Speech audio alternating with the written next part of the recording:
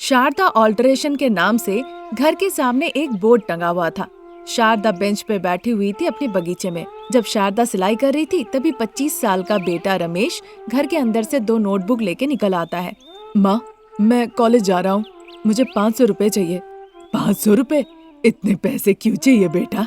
बताया था ना माँ, कॉलेज में कुछ दोस्त है, हर दिन किसी न किसी का जन्मदिन होते ही रहता है, तो हम पैसे इकट्ठे करके उनका जन्मदिन मनाते हैं।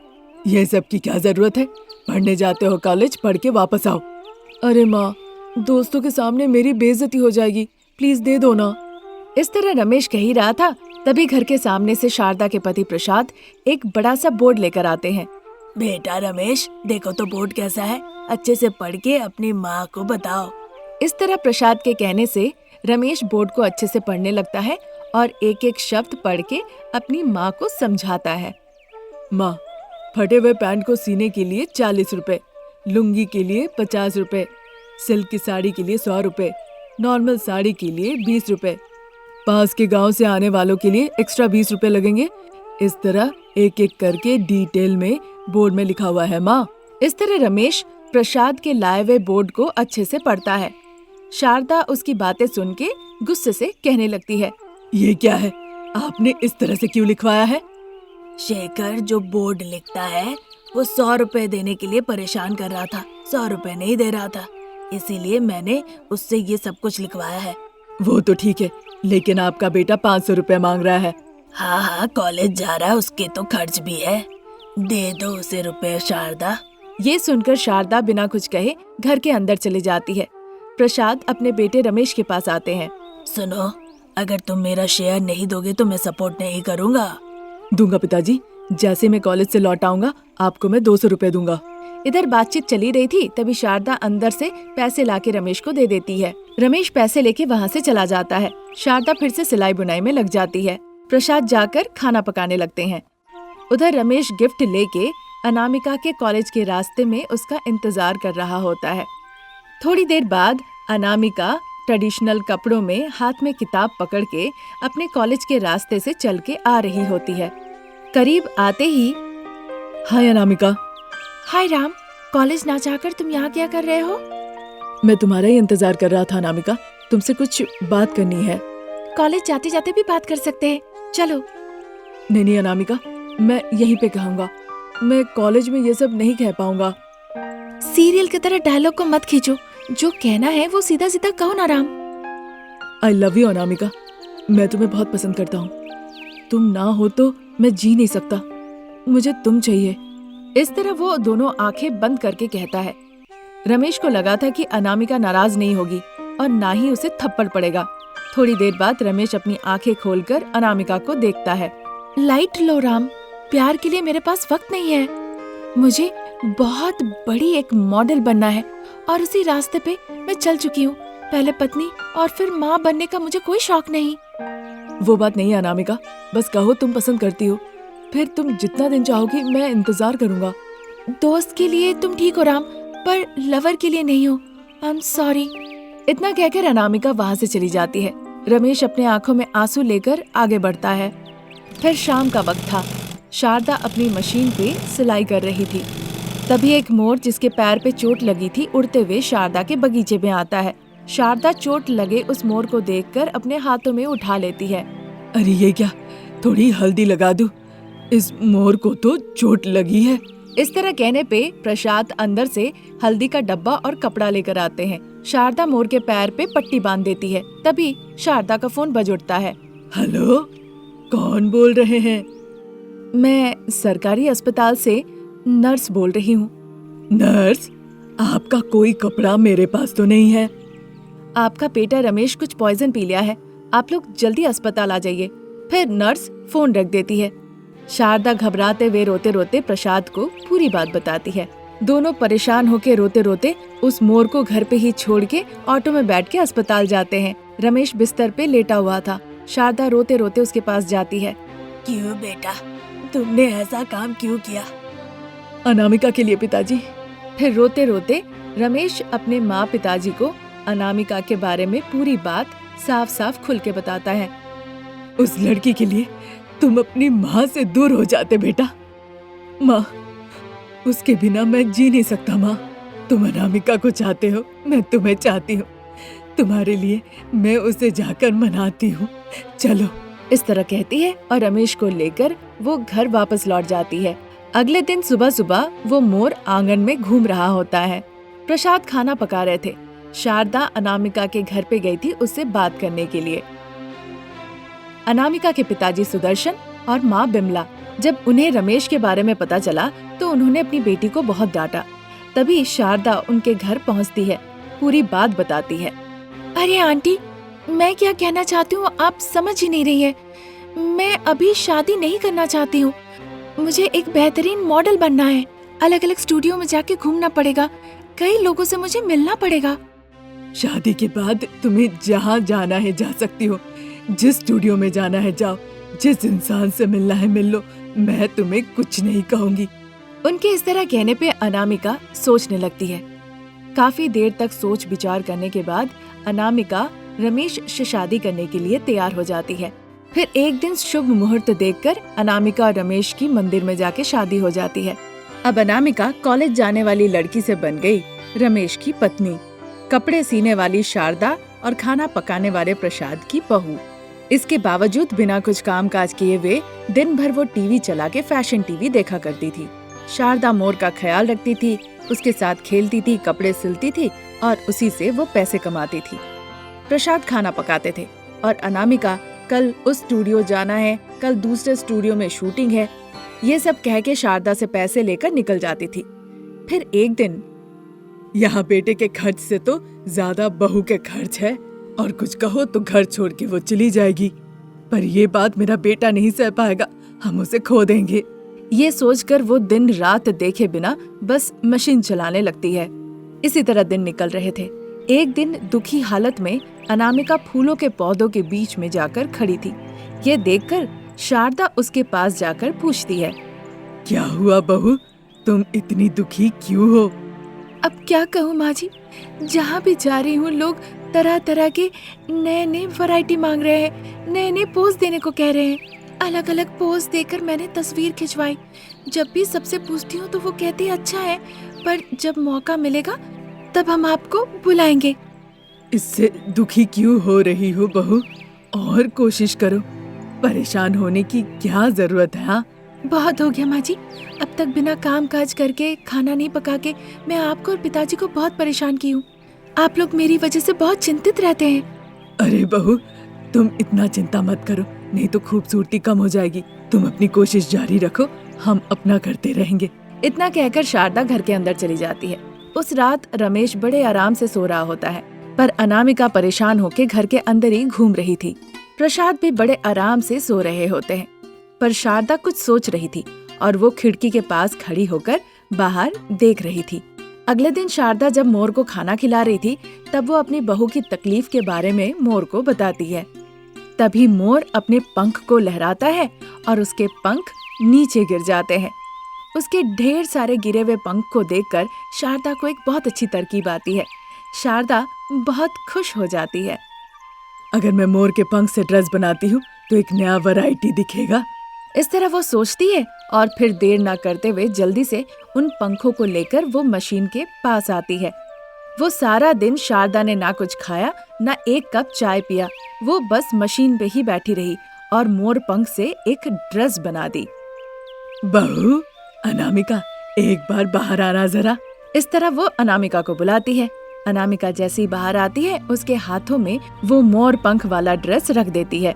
बहू, ये ड्रेस तुम्हारे लिए है, मोर पंख से मैंने बनाई है। इसे पहनकर अच्छी तस्वीरें खिंचवाओ और अपने दोस्त जान पहचान को भेजो। अनामिका खुशी खुशी वो ड्रेस अंदर ले जाती है और उसे पहन के शारदा के पास वापस आती है। वो मोर पंख वाला ड्रेस पहनकर अनामिका बिल्कुल मॉडल की तरह लग रही थी। रमेश अनामिका की तस्वीर लेता है। अनामिका भी वो ड्रेस पहनकर तरह तरह का पोज से तस्वीर खिंचवाती है। रमेश तरह तरह के पोज में अनामिका की तस्वीरें लेकर अच्छा फोटोशूट कर देता है। अनामिका मोर पंख वाला ड्रेस पहने हुए उन तस्वीरों को सोशल मीडिया में पोस्ट करती है और वो वायरल हो जाते हैं। सोशल मीडिया में हलचल मच जाता है, उसे ढेर सारे लाइक्स मिलते हैं। अनामिका की तस्वीर इस तरह से वायरल होने की वजह से चारों तरफ अनामिका का नाम फैलने लगता है और वो फेमस मॉडल हो जाती है। फेमस मॉडल बनके अनामिका ढेर सारे पैसे कमाती है, जिससे वो अपने सास, अपने ससुर, अपने पति का बहुत अच्छे से देखभाल करने लगती है। ये आज की कहानी। नई कहानी लेकर हम बहुत जल्द हाजिर होंगे। तब तक के लिए नमस्कार। मोहन बिल्कुल तैयार होके एक हाथ में रजिस्टर लेके एक पेड़ के नीचे खड़ा था। खड़े होकर जब वो चारों दिशा देखने लगा तभी वानी भी एक रजिस्टर लेकर वहाँ आती है। इतना देर किया वानी तुमने? पहली बस मिस हो गई थी मोहन, अब ऐसा आइंदा नहीं होगा। चलो चलते हैं। वानी, याद है ना मैंने क्या कहा था? हम पॉपुलेशन काउंट करने जा रहे हैं, हमें बिल्डअप देना होगा, ढूंढ निकालना होगा कि घर में कितने बच्चे हैं, बच्चे से बड़े परेशान हो रहे हैं कि नहीं, क्या वो उन्हें बेचना चाहते हैं, ये सारे पहलुओं को देखना होगा। ठीक है मोहन, हम ये सारे पहलुओं को अच्छे से देखेंगे, तभी जाके हमें 10 बच्चे बहुत ही सस्ते भाव में मिल पाएंगे। हाँ वानी, पर याद रखना खुलेआम इस तरह की बातें हमें नहीं करनी है, खास करके वो दूसरी वाली बात। और अगर इस बीच किसी भी तरह की समस्या आई या फिर लगा कि कोई खतरा है तो हमें चुपचाप यहाँ से निकल जाना होगा। ठीक है मोहन। दोनों इस तरह से पेड़ के नीचे खड़े होकर बातचीत करते हैं और फिर अलग अलग दिशा में निकल जाते हैं।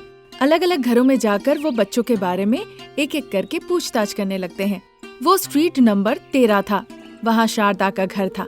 हॉल में रखे फ्रिज के पास भव्या खड़ी थी। 1 2 3 इस तरह वो गिनती कर रही थी। हरीश जो सोफे के पीछे छिप रहा था। जैसी भव्या की गिनती खत्म होती है वो अपने भाई हरीश को ढूंढने लगती है।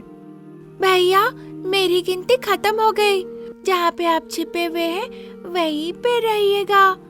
मैंने आपको देखा नहीं, इसलिए जहाँ पे छिपे हुए हैं आप वहीं पे रहिएगा। ठीक है बहन। इस तरह कहकर हरीश फिर से सोफे के पीछे छिप जाता है। फिर भव्या भी फ्रिज के पास से सोफे की तरफ आने लगी। ठीक उसी वक्त शारदा अपने चेहरे पे मुल्तानी मिट्टी लगा के हाथ में जूस का ग्लास लेके किचन से हॉल की तरफ आने लगती है। कल मीटिंग में मेरे छोटे कद के बारे में बस कोई ना बोले, बदले में मेरी खूबसूरती के बारे में बात करे, मेरी ढेर सारी तारीफ करे, कहे वाह वाह कितनी खूबसूरत हो तुम। ये सोचते हुए वो सोफे की तरफ आ रही थी। तभी भव्या भी हरीश के पास आती है जो सोफे के पीछे छिपा हुआ था। भैया आउट, भैया आउट, इस तरह चिल्लाकर वो जोर जोर से कूदने लगती है। सब बर्बाद हो गया, मुझे यहाँ छिपते हुए तुमने पहले ही देख लिया था ना?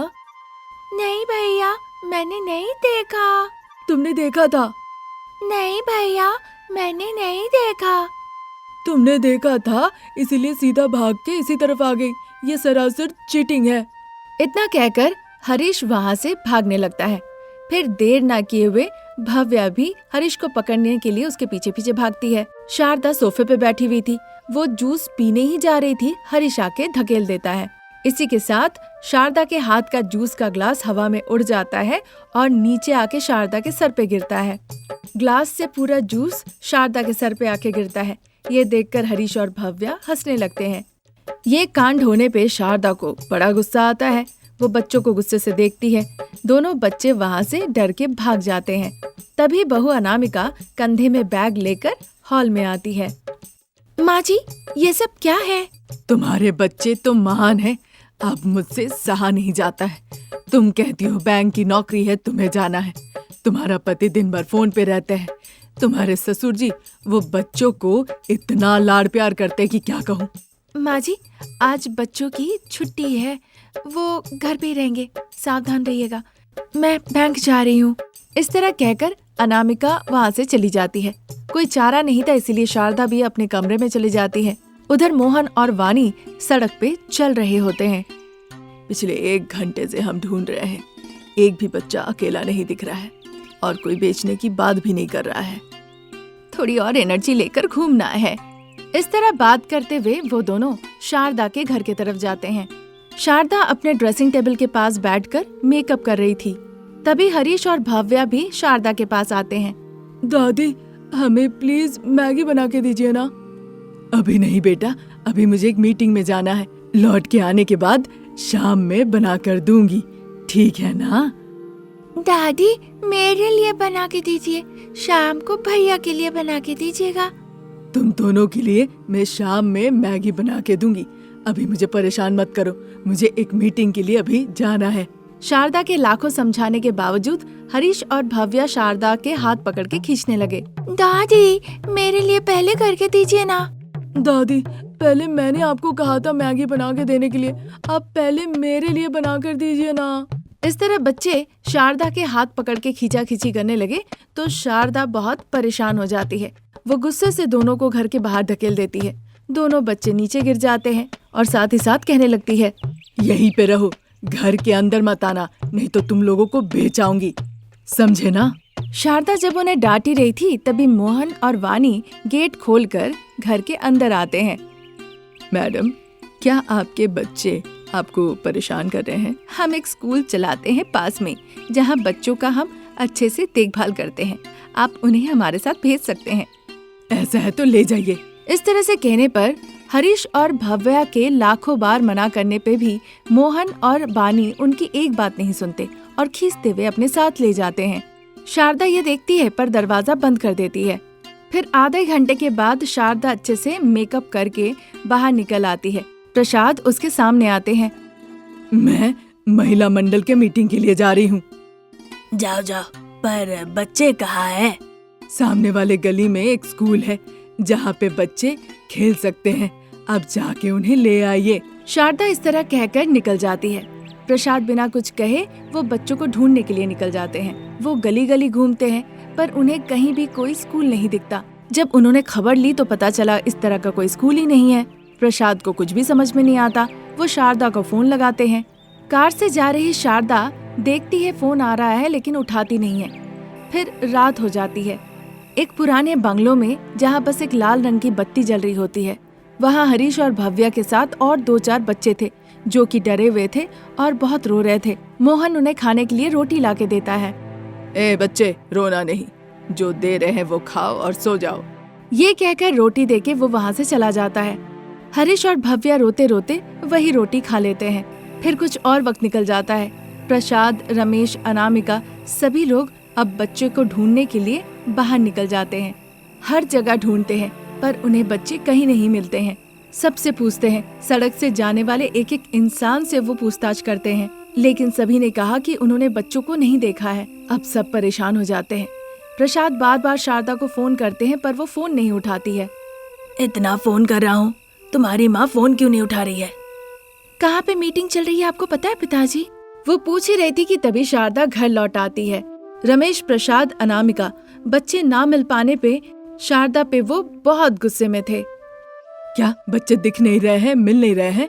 2 लोगों ने कहा कि पास में स्कूल है, वहाँ पे बच्चे आराम से खेल सकते हैं। वहाँ कुछ नहीं है, ना ही कोई स्कूल है माँ जी। सच बताइए माँ जी, आपने बच्चों को क्यों भेजा? परेशान करने की वजह से क्या आपने उन लोगों को बेच दिया?